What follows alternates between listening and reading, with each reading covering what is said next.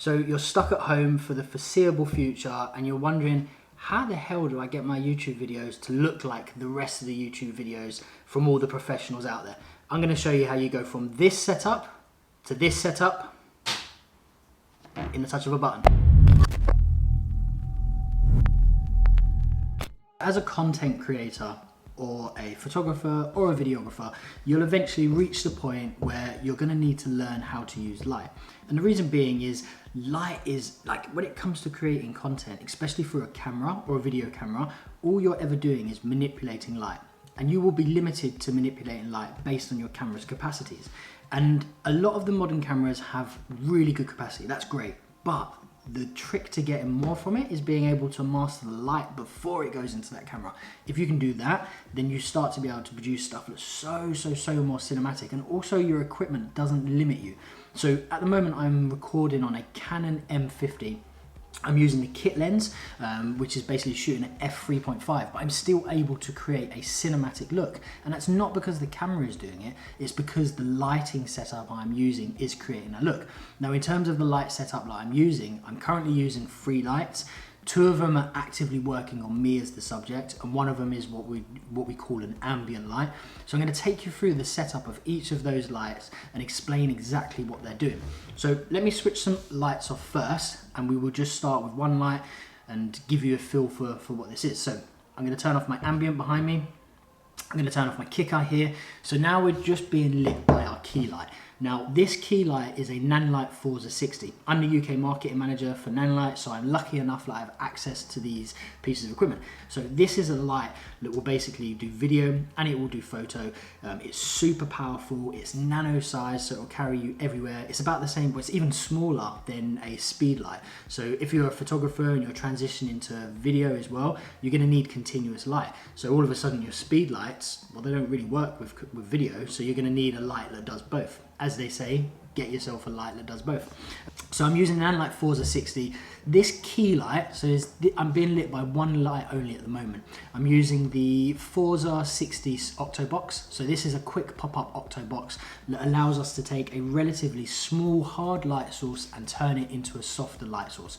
Okay, and that's my key light at the moment. So for any content creator, whether you're doing YouTube, stills or video, whatever content you're creating, if you need light, this will give you an idea of what 1 light will look like. There's a range of different light setups that you can use from a single light. So they would be things like a Rembrandt, which is a typical, it's a style I love to use in my photography, and it's great for cinematography as well. It's a style that you will see everywhere. And unless you know what it is, you kind of won't notice it, but as soon as you know what it is, every time you watch a film, every time you see a photo, you'll be like, that's a Rembrandt, that's a Rembrandt, that's a Rembrandt. And you'll see it absolutely everywhere. So that's a very easy setup to use with 1 light. Imagine if we take this a little bit further and we start to use more lights in this setup. The Forza 60 we have over here, I'm using it as what we call a kicker, or a hair light, or a separation light. And what that light is effectively doing is separating me, the subject, from the background. So this light is illuminating me directly on. This one's going to separate me from the background, and I kind of sit in this beautiful pool of light that allows me to be separate from the scene behind me. Okay, you can still see what's going on in the scene behind me, you get a vibe for what's going on, but I'm separate as the subject, and that's creating that cinematic look that a lot of YouTubers go to create, and every film you'll see will always create that. You won't just see one big flat light, everything will be lit meticulously. If you look at people like Roger Deakins, his work and stuff is amazingly lit, and they light the space around the subject. So I'm now going to switch on my kicker, and you can see now that all of a sudden I separate from the background. And no matter what I do within this space, I'm always separated, and that stops my grey t-shirt getting blended into the background, and I'll always stay kind of separate. So what I'm doing in terms of creating this harder light source is I'm using the Fresnel. So this Fresnel will allow me to focus the beam, and also has a set of barn doors, so I can basically angle the light.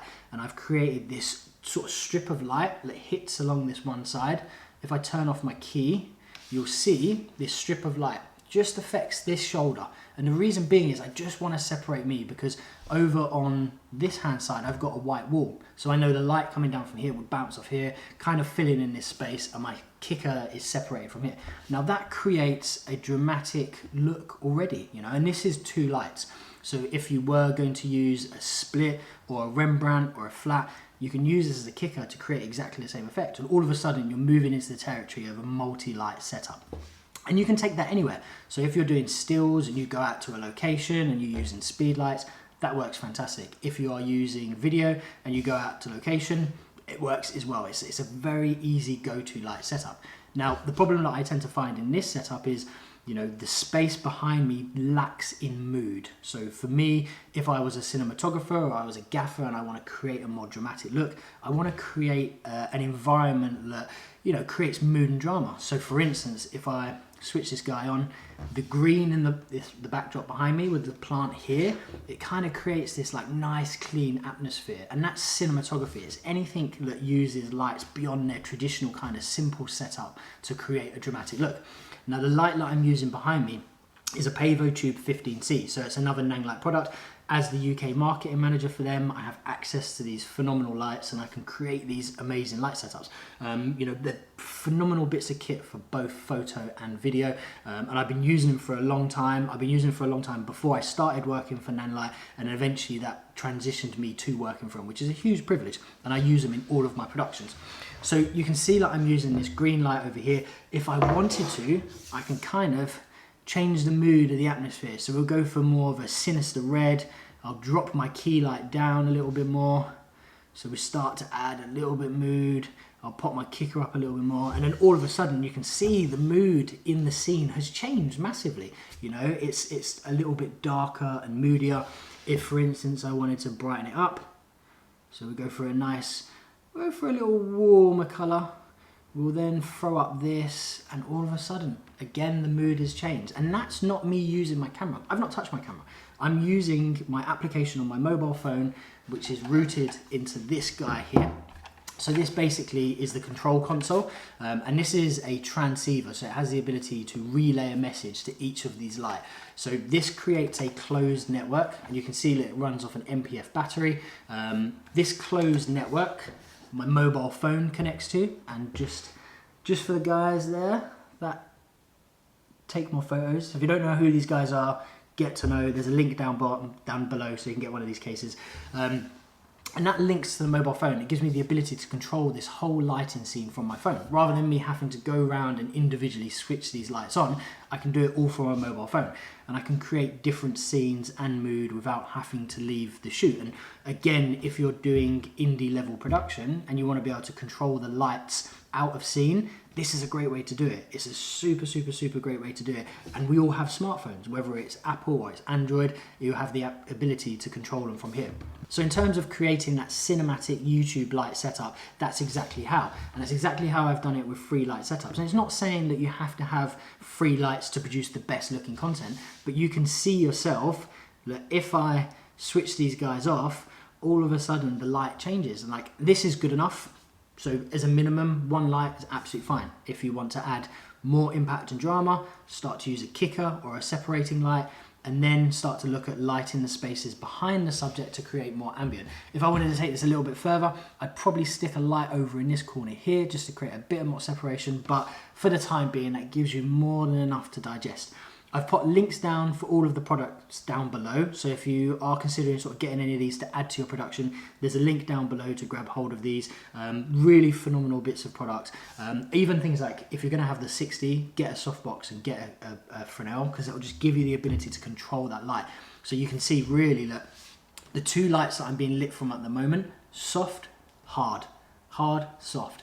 The combination of using both of those lights is what's creating this setup, and you know, it's the ability to understand light that will give you that much impact, because the reality is, without the lights, this is all the camera does, and it's all the camera will ever do, you know. So if you want to take your production to the next level, go beyond what your camera can do and start to understand and manipulate lights. Until next time guys, subscribe, and I will see you all soon.